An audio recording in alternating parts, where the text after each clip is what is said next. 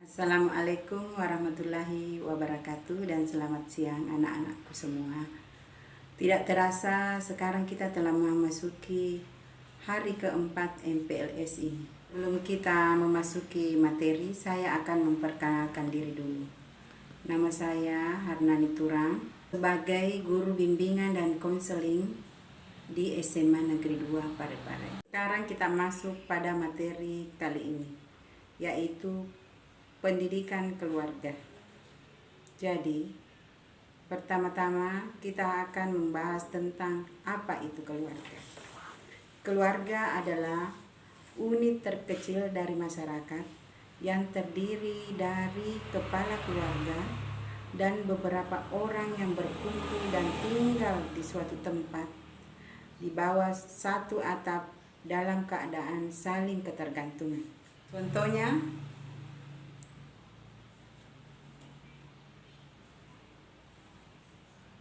mereka adalah keluarga kecil yang saling berhubungan darah. Tapi dalam skala besar ada beberapa anggota keluarga yang lain. Contohnya, paman, tante, kemanakan, nenek, kakek. Sekarang kita akan masuk pada materi fungsi keluarga dan kehidupan manusia. Yang pertama yaitu keluarga berfungsi sebagai pendidikan moral serta juga akhlak anak. Yang kedua, fungsi sosialisasi kehidupan untuk anak. Yang ketiga, memberikan perlindungan untuk tiap-tiap anggota keluarga. Yang keempat, memberikan perasaan dan pemberi kasih sayang antara sesama anggota keluarga.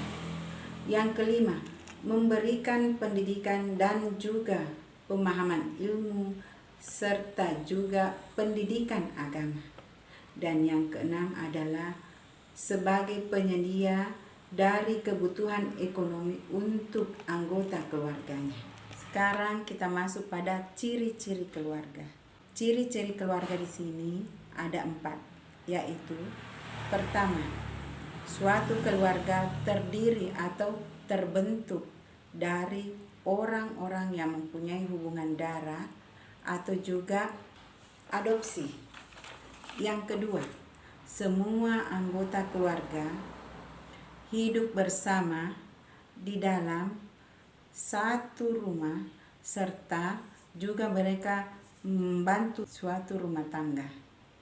Nomor 2 yaitu semua anggota keluarga hidup bersama di dalam satu rumah serta juga membantu mereka yang ada di rumah itu. Yang ketiga, memiliki satu kesatuan orang yang berinteraksi dan juga berkomunikasi serta memainkan peran sebagai suami, istri, bapak, dan ibu, anak, serta juga saudara. Yang keempat, mempertahankan sebuah kebudayaan berdasarkan tempat mereka tinggal atau berasal. Sekarang kita masuk pada materi peranan keluarga terhadap pembelajaran siswa di rumah. Belajar di rumah merupakan jalan yang paling aman bagi siswa-siswi untuk menghindari penularan COVID-19 di masa pandemi sekarang ini. Tentunya peranan keluarga, khususnya orang tua, memiliki peran penting dalam mendampingi anaknya ketika belajar di rumah. Ada 6 peranan yang bisa dilakukan keluarga untuk mendukung pendidikan anak selama masa pandemi. Yang pertama, menciptakan keharmonisan keluarga. Peran pertama yang dapat dilakukan keluarga kepada anaknya adalah menciptakan suasana yang harmonis. Bahwa suasana yang harmonis dapat mendukung kelancaran proses belajar mengajar dari rumah apabila suasana dalam keluarga tidak harmonis, tentu membuat kenyamanan belajar anak menjadi kurang. Yang kedua, teknik mendidik dalam keluarga. Di sini perlu adanya diskusi dan kesepakatan antara kedua orang tua untuk memilih teknik dalam mendidik anak.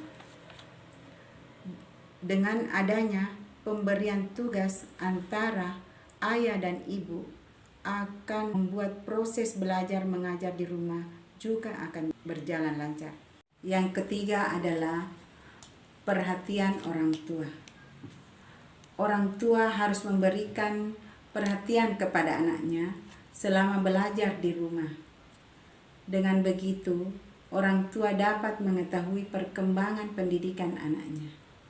Yang keempat, komunikasi demokrasi. Komunikasi yang demokratis dalam lingkungan keluarga itu sangatlah penting agar pendidikan anak dapat berjalan lancar. Kelima, apresiasi kepada anak. Orang tua memberi apresiasi terhadap hasil belajar anak. Misalnya, anak mendapat tugas menggambar, maka bagaimana hasil menggambarnya itu harus diapresiasi. Oh, itu bagus nak, apalah ya.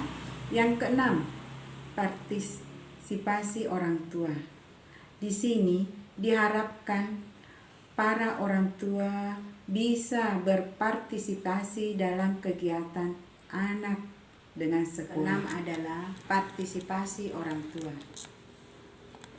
Peranan yang terakhir ini adalah diharapkan kepada semua orang tua bisa berpartisipasi dalam kegiatan anak dengan sekolah.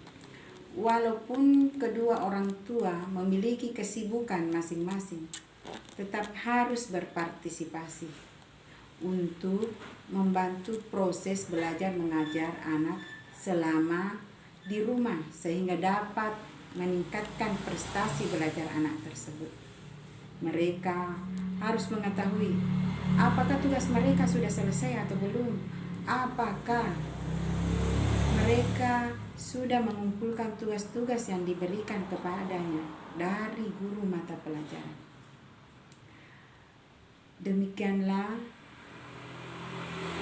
materi yang saya bawakan pada hari ini.